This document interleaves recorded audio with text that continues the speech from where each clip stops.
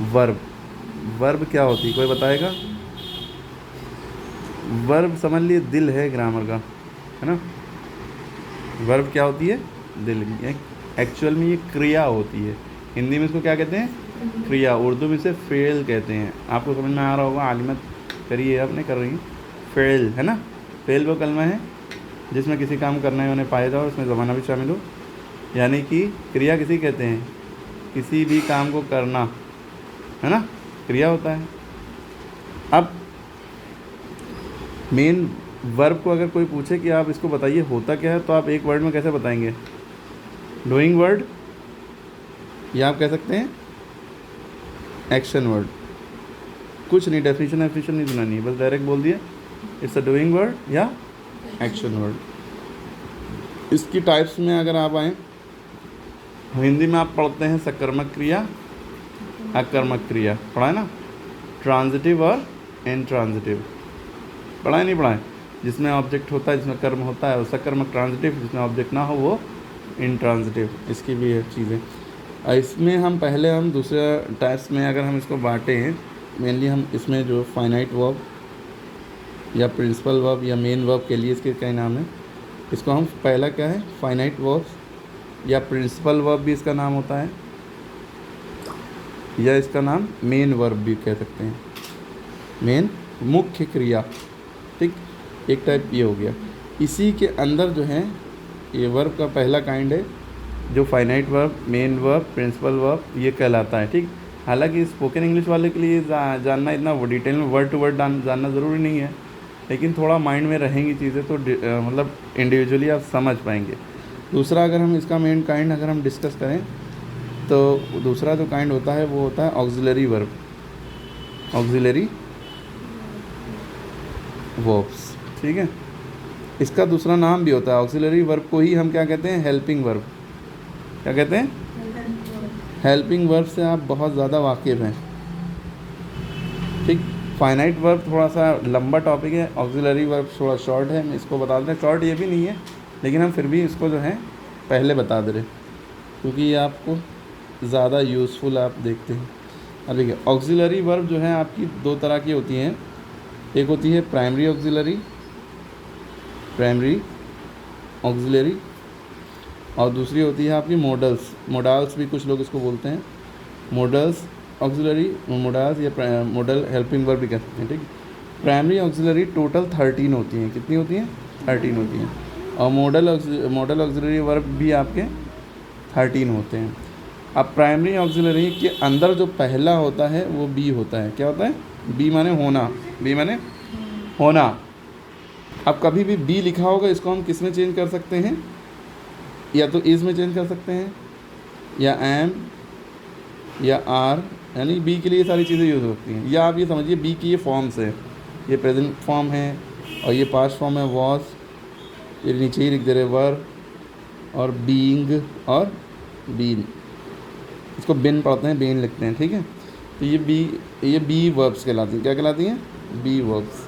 उसके बाद आपका डू वर्ब्स आता है, डू वर्ब्स। डू वर्ब्स के अंदर आपका आता है 3 चीज़ें, या तो डू, डज और डिड।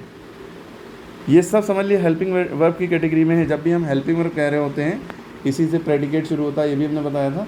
जब हम कह रहे होते हैं, ये सब आपके दिमाग में होना चाहिए। इन सब की हिंदी मीनिंग भी आपको पता होना चाहिए। ठीक है, इन सब की यूजेस भी पता होना चाहिए, सेंटेंस में कैसे यूज़ करते हैं, तो आप आसानी से समझ सकते हैं। इसी के बाद जो है इसके बाद हैव वर्ब्स होता है। हैव वर्ब कौन कौन सी होती है? हैज़, हैव और हैड, 3 तरह की। चुका है, चुकी हैं, चुके हैं, चुका था, चुकी थी, चुके थे। उसके बाद एक साइकिल है, ही हैज़ अ साइकिल। मेरे पास एक कार है, आई हैव अ कार। उसके बाद एक कार थी, ही हैड अ कार। पास होना भी एक सेंस रहता है हैज़ हैव का, चुका चुकी के अलावा। ठीक है, इसके बाद आपका जैसे अगर आप यूज़ करें तो पहले तो इसकी मीनिंग पता हो जाए। ये प्राइमरी ऑक्सिलरी के पार्ट हो गए। इज़ माने है, एम माने हूँ, आर माने हैं या हो, वॉज माने था, वर माने थे, बीइंग माने होना या होकर, बीन माने हुआ, इससे रिलेटेड सेंस होता है। डू माने करना, डज माने करता है, डू माने करता है, दोनों का मतलब सेम ही है। डिड माने किया, हैज़ माने, हैव माने, हैड माने, हैव माने पास में है, पास में था, या हैव माने है चुका है, और ये चुका था। ठीक, समझ में आ गई बात। अब हम ये सारे प्राइमरी ऑक्सिलरी हैं, लेकिन अब हम मॉडल ऑक्सिलरी जो बताएंगे ये दोनों मिला के सब ऑक्सिलरी वर्ब कहलाते हैं। ठीक है, मॉडल ऑक्सिलरी में आपके क्या क्या आते हैं ये देखिए, will, would, shall, should, can, could, ये सब। Shall, should, okay, can, could, may, might, उसके बाद आ गया नीड नॉट, उसके बाद आ गया डेयर नॉट, इसके बाद यूज्ड टू का बहुत यूज़ होता है, अभी बताएंगे। ये बताइए क्या लिखा है, OUGHT, ओट, क्या लिखा है ये, ओट। ठीक है, आउट नहीं पढ़ेंगे इसको, क्या पढ़ेंगे, ओट टू। तो ये आपके मॉडल ऑक्सिलरी हो गई, ये प्राइमरी ऑक्सिलरी हो गई, ये मॉडल ऑक्सिलरी हो गई। ये सब आपको बिल्कुल टिप ऑफ टंग याद होना चाहिए। तो विल का पास होता है वुड, शैल का पास होता है शुड, कैन का पास होता है कुड, मे का पास होता है माइट, और नीड नॉट, डेयर मतलब हाउ डेयर यू कहते हैं ना, हिम्मत कैसे वाला। यूज टू मतलब होता है किया करता था। ओट टू यानी कि मेरा फ़र्ज़ है या ज़रूरी चीज़ है, हमें करना चाहिए, उसके लिए ओट टू यूज़ करते हैं। You ought to obey your parents, ठीक है, इस तरह की चीज़ों के लिए। और भी you ought to obey the rules, you must obey the rules भी सेंस है ऑफ द रोड किसी चीज़ की। तो ये ऑक्सिलरी वर्ब हो गई। अभी ये ऑक्सिलरी वर्ब ख़त्म हुई है, ठीक है, यानी कि प्राइमरी ऑक्सिलरी, मॉडल हो गई। इन सब का मीनिंग भी आपको हमेशा पता होना चाहिए, इनको यूज़ कैसे करते हैं ये भी पता होना चाहिए। यूज़ का मतलब जैसे इज़ है तो ही is a doctor, she is a girl, ठीक है, राम इज़ अ बॉय, इस तरह की जो चीज़ें होती है इसमें इज़ यूज़ होता है जो सिंगुलर सब्जेक्ट है। I am a teacher, I am teaching, I am running, तो मैं जो काम कर रहा हूँ, तो एम जो है सिर्फ आई के साथ यूज़ होता है और किसी के साथ यूज़ ही नहीं होता है। आर जो है यू, वी, दे या कोई भी प्लूरल है उसके साथ यूज़ होगा। You are a doctor, we were friends, ठीक है, they are playing, we are friend, they are playing. Was के भी यूज़ है आई के साथ, स्पेशली वाज आई जो है स्पेशली वाज के साथ यूज़ होता है, वरना बाकी जितनी भी सिंगुलर सब्जेक्ट हैं सब वाज के साथ यूज़ होते हैं। He was, she was, it was, I was भी यूज़ होता है, ये अलग से याद रखिएगा। आई के साथ वर्ब भी लगता है एक कंडीशन में, जैसे हमें कहना काश मैं एक प्रधानमंत्री होता, इस तरह के, या अगर मैं एक प्रधानमंत्री होता, एक सेंस कहते हैं ना, if I were a prime minister, इस तरह जब हम इमेजिन करते हैं तो इफ़ आई वर हो जाएगा, आई के साथ वर भी लग जाएगा, वरना आई के साथ क्या लगता है हमेशा, वॉज लगता है, ये अलग से याद रखें। बीइंग, तो being a teacher, I am teaching the student, है ना, टीचर होने के नाते मैं बच्चों को पढ़ा रहा हूँ, ठीक है, इस तरह से बीइंग के भी और याद, he is being, T is being prepared, चाय बन रही है, जब कोई काम हो रहा है, ठीक है, वो मार खा रहा है, ही इज़ बीइंग पनिश्ड, इस तरह की चीज़ें। पैसिव वॉइस में बीइंग यूज़ होता है, been present perfect continuous, past perfect continuous, future perfect continuous में यूज़ होता है। ठीक, he has been living in India since 1945, okay, तो ये ऐसे यूज़ हो जाता है। क्लियर। अब हम लोग आ जाते हैं फाइनाइट वर्ब पे, जो बहुत बड़ा टॉपिक है। ये वर्ब, सारे वर्ब ख़त्म कर दे रहे हैं एक बार में। फाइनाइट वर्ब पे क्या होता है, फाइनाइट वर्ब के बहुत सारे काइंड हैं इसी के अंदर, फाइनाइट वर्ब के अंदर, जिसमें होता है सबसे पहले सकर्मक क्रिया यानी ट्रांजिटिव वर्ब। क्या, ट्रांजिटिव वर्ब। एक्चुअल में अगर हमें ट्रांजिटिव वर्ब आपको समझा दें लगे हाथ तो ये समझ लिए, जैसे वो खाना खा रहा है, इसमें एक वर्ब है, ट्रांजिटिव वर्ब क्यों है। अगर हम पूछें वो क्या खा रहा है, वो क्या खा रहा है, आंसर क्या मिलेगा, खाना खा रहा है। तो जब हमें क्या का आंसर मिल जाता है, क्या या किसको का, वो उसमें जो वर्ब है खा रहा है वो ट्रांजिटिव वर्ब होती है। समझ में आई बात। जैसे ही इज़ ईटिंग फूड, अगर यहाँ तक होता वो खा रहा है तो नहीं, वो क्या खा रहा है, फूड। जब हमें ऑब्जेक्ट मिला जा रहा है तो वो क्या है, ट्रांजिटिव वर्ब है, सकर्मक क्रिया है, ठीक है। वो हंस रहा है, ट्रांजिटिव है, बताइए, वो हंस रहा है, नहीं, वो क्या हंस रहा है, ऐसे क्वेश्चन बनाइए, वो को लेके क्वेश्चन बनाइए, वो क्या हंस रहा है, नहीं आंसर मिल रहा है, वो क्या हंस रहा, नहीं मिल रहा है ना। पंखा चलता है, ये नहीं पूछेंगे क्या चलता है, क्या चलता है तो पूछेंगे तो पंखा आंसर मिल जाएगा। पंखा को यूज़ करके सवाल करिए, पंखा क्या चलता है, नहीं समझ में आ रहा, आंसर नहीं मिल रहा, ठीक है। वो कुत्ते को मार रहा है, वो किसको मार रहा है, कुत्ते को, आंसर मिल गया तो ट्रांजिटिव है। He is beating the dog, dog जो है यहाँ पे ऑब्जेक्ट मिल गया, समझ में आई। जब ऑब्जेक्ट मिल जाएगा, सब्जेक्ट को लेकर हम क्वेश्चन करेंगे, तब ऑब्जेक्ट मिल जाएगा तो वो ट्रांजिटिव है। इसमें बहुत कन्फ्यूजनें होती हैं लोगों को, याद रखिएगा। चलिए ट्रांजिटिव समझ में आ गया। अब हम आज बताते हैं इंट्रांजिटिव। इन सब को जो छोड़ के जो पंखा चलता है, ये सब चीज़ें इंट्रांजिटिव, जिसमें ऑब्जेक्ट ना हो, जिसमें ऑब्जेक्ट ना हो, इंट्रांजिटिव। इसी तरह आपका लिंकिंग वर्ब हो जाएगा, लिंकिंग वर्ब, ठीक है। इसी तरह आपका फ्रेजल वर्ब, फ्रेजल वर्ब बहुत सारी होती हैं, जिनको आप याद कर लेंगे तो बल्ले बल्ले हो जाएगी इंग्लिश बोलने में भी, और याद होना चाहिए, ठीक है। और भी हम डिस्क्राइब चीज़ें में बांट सकते हैं, लेकिन अभी बेसिक या मेन चीज़ें यही पार्ट्स हैं, इसी में रहिए, ठीक है। चीज़ें और भी हैं, ठीक है, उसको बाद में बताया जाएगा। लिंक अभी इसमें लिंकिंग वर्ब हमने नहीं बताया था। लिंकिंग मतलब लिंक माने ही होता है जोड़ना, तो जो बात को जोड़ें, जैसे वो एक डॉक्टर है तो ही इज़ अ डॉक्टर। अब यहाँ पे उसका प्रोफेशन बताया जा रहा है, कोई काम नहीं कर रहा है, he is doing operation, an operation, ऐसा ऑपरेशन तो कर नहीं रहा है, तो वहाँ पे he is doing an operation, तो इज़ यहाँ पे हेल्पिंग वर्ब हो जाएगा, लिंकिंग वर्ब नहीं रहेगा। तो कहाँ चला गया, हेल्पिंग वर्ब में, इसमें, ठीक है, क्योंकि उसके इसके बाद क्या लगा है, डूइंग, आईएनजी लगा वर्ब की आईएनजी फॉर्म। लेकिन इसमें जो लिंकिंग वर्ब है ऐसा कुछ नहीं, आईएनजी वगैरह नहीं लगेगी, direct he is a doctor, he is an engineer, इस तरह की बातें होंगी। खाली इज़ ही नहीं, is, am are, was were, ये सारी चीज़ें इसमें आ जाएंगी। बी, ये भी दो तरह की होती है, बी वाली और एक अदर देन बी होती है।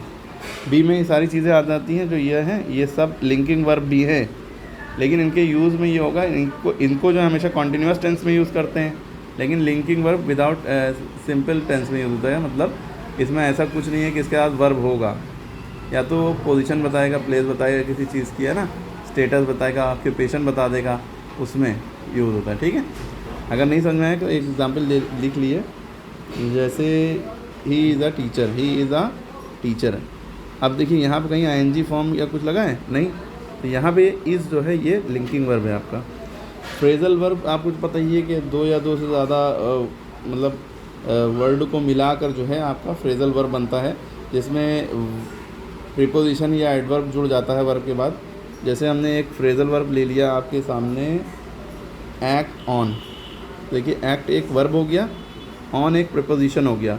तो जब हम वर्ब और प्रीपोजिशन को एक साथ यूज़ करें, या वर्ब और एडवर्ब को एक साथ यूज़ करें, तो वो हमारे फ्रेजल वर्ब बन जाते हैं, लेकिन इनका मतलब अलग हो जाता है। ऑन माने होता है पर, एक्ट माने एक्ट करना, पर एक्ट करना ऐसा नहीं, इसका मतलब कुछ का कुछ हो जाता है, कोई काम करना, यानी इसका मतलब यहाँ पे एक्ट ऑन मतलब असर डालना होता है, किसी चीज़ पे प्रभाव डालना, असर डालना, ठीक है। तो ये आप एक ही वर्ब ये हमने लिया है, होते हैं जैसे बैकअप है, बैकअप, देखिए बैक आपका वर्ब हो गया, अप आपका प्रीपोजिशन हो गया। बैक अप, इसका मतलब क्या होता है, वैसे एक बैकअप आप जानते हैं कि भाई बैकअप बना के रख लो, कहीं जो है डिस्ट्रॉय ना हो जाए डेटा, है ना, एक तो वो है कॉपी करके रख लो डेटा। एक बैकअप का मतलब होता है समर्थन देना, किसी को समर्थन देना, जैसे तुम्हें अपने दोस्त की मदद करनी चाहिए, उसको समर्थन करना चाहिए, तो ये बैकअप। तो इसी तरह से बहुत हज़ारों लाखों फ्रेजल वर्ब होते हैं जिनको आपको पता होना चाहिए, ओके। जैसे ब्रिंग अप हो गया, ये ब्रिंग अप, वैसे तो ब्रिंग माने लाना होता है, अप माने ऊपर, ऊपर लाना नहीं, ब्रिंग अप माने क्या होता है, पालन पोषण करना, ठीक है, फ्लोरिश करना। माँ बाप अपने बच्चों को ब्रिंग अप करते हैं, ठीक है। ब्रॉट अप है ना, इसका second form brought up use होता है, he has brought me up, my father has brought me up, पाल पोस के बड़ा किया ना। तो ये, तो जब ये दोनों साथ में आ जाते हैं, लेकिन इनका मतलब कुछ का कुछ हो जाता है, वर्ड टू वर्ड नहीं रहता, कुछ का कुछ हो जाता है, तो ऐसी चीज़ों को हम कहते हैं phrasal verb, linking verb, phrasal verb समझ में आ गए, ट्रांजिटिव इंट्रांजिटिव समझ में आ गया, कुछ डाउट हो तो पूछ लिए। अच्छा, ये अभी हमने वर्ब के दो टाइप बताए हैं, एक फाइनाइट वर्ब, एक ऑक्सिलरी वर्ब, तीसरा टाइप भी है, यहाँ जगह नहीं है, हम आगे बता दे रहे हैं। तो तीसरा टाइप आपका होता है वर्ब का, जो वर्ब कहा जाता है वो होता है नॉन फाइनाइट वर्ब। क्या होता है? Non finite verb. इसके अंदर भी तीन टाइप होते हैं, इसके अंदर भी तीन टाइप होते हैं। पहला है पार्टिसिपल। क्या होता है? पार्टिसिपल हर वो चीज़ जिसमें बस आईएनजी लगाओ, हर वो वर्ब जिसमें आईएनजी, जैसे प्लेइंग, ईटिंग, रनिंग, ड्रिंकिंग, ये सब नॉन फाइनाइट वर्ब हैं और उसके पार्टिसिपल पार्ट में आते हैं। पार्टिसिपल के अंदर भी प्रेजेंट पार्टिसिपल, परफेक्ट पार्टिसिपल, सारी चीज़ें होती हैं। इसके बाद आपका है पार्टिसिपल में, याद रखिएगा ये प्रेजेंट, अगर इस जिसमें आईएनजी वाली बात हो रही है तो ये पार्टिसिपल के अंदर भी तीन पार्ट होते हैं, जिसमें एक होता है प्रेजेंट पार्टिसिपल, ये हमने जो बताया है वो प्रेजेंट पार्टिसिपल बताया है। इसी के बाद आता है आपका पास्ट पार्टिसिपल। क्या आता है? Past participle. पास्ट पार्टिसिपल हम नहीं लिख रहे हैं, हम बता दे रहे हैं। पास्ट पार्टिसिपल में आपका क्या होगा, बस इसमें हमेशा थर्ड फॉर्म लिखी होगी। क्या लिखी होगी? Third form. जैसे ये वर्ब की आईएनजी फॉर्म है, ये प्रेजेंट पार्टिसिपल कहलाएगा। पास्ट पार्टिसिपल में वर्ब की हमेशा थर्ड फॉर्म लिखी हुई, जैसे टेकन। क्या? टेकन, टेक, टुक, टेकन है ना, third form. Eaten, third form. Drink, drank, drunk, third form drunk हो गया ना। समझ में आ गई बात? तो जितनी भी थर्ड फॉर्म है वो सब पास्ट पार्टिसिपल, लेकिन पार्टिसिपल है लेकिन पास्ट है। इसके बाद आता है आपका परफेक्ट पार्टिसिपल, जो कि पार्टिसिपल का ही पार्ट है, परफेक्ट पार्टिसिपल। इसमें एक ये होता है कि इसमें हैविंग और वर्ब की थर्ड फॉर्म लगती है। क्या लगता है? हैविंग वर्ब की थर्ड फॉर्म, जैसे having done, having eaten, having breakfast. ठीक है, इस तरह की चीज़ें होती हैं। समझ में आ गई बात? तो ये नॉन फाइनाइट वर्ब जो होती है ये भी तीन तरह की होती हैं। पहली पार्टिसिपल, वो पार्टिसिपल भी तीन तरह की होती है, और दूसरी जो होती है जिरंड होती है। क्या होती है? जिरंड। जिरंड जो है इसमें भी वर्ब की आईएनजी फॉर्म लगी होती है, लेकिन एज अ नाउन ये काम करता है, आई थिंक, है ना। जैसे इसमें भी थर्ड फॉर्म लगती है। किसमें? परफेक्ट पार्टिसिपल में थर्ड फॉर्म लगती है, हैविंग प्लस वर्ब की third form. Having done, having eating, having played, having eaten, having played. Okay, तो हम जिरंड की बात करें। जिरंड में जैसे walking is a good exercise, walking is a good exercise. अब देखिए, शुरुआत ही वर्ब की आईएनजी फॉर्म वाले वर्ड से हो गई। आप सोच रहे हो सर ये तो वर्ब है, आईएनजी लगा है इसमें, वर्ब, आईएनजी तो वर्ब में लगती है, लेकिन ये जिरंड है। ठीक है ना, एज अ नाउन ये इस तरह की चीज़ों में काम करता है। इसके बाद एक और है जो तीसरा काइंड, वो इन्फिनेटिव टू है। इन्फिनेटिव टू, ये इन्फिनेटिव टू का मतलब टू लगा के वर्ब की फर्स्ट फॉर्म लिख दो, टू लगा के वर्ब की फर्स्ट फॉर्म। जैसे उसे तैरना पसंद है तो इसको इंग्लिश में कहते हैं ही लाइक्स टू स्विम। अब देखिए टू लिखा और वर्ब की फर्स्ट फॉर्म, तो ये आपका इन्फिनेटिव है। इस पर कोई फ़र्क नहीं पड़ेगा, फर्क इस पर पड़ता है इसके हिसाब से।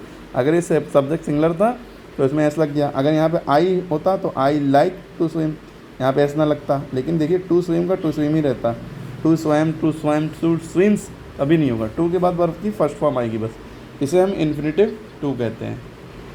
समझ में आ गई बात? तो हमने तीन टाइप बताए हैं वर्ब के। पहला है फाइनाइट वर्ब, दूसरा है ऑक्सिलरी वर्ब, तीसरा है non finite verb. Finite verb के चार टाइप हैं, transitive, intransitive, linking, phrasal verb. और ऑक्सिलरी वर्ब के दो टाइप हैं, प्राइमरी ऑक्सिलरी, मॉड्यूलर ऑक्सिलरी, दोनों 13-13 होती हैं ये।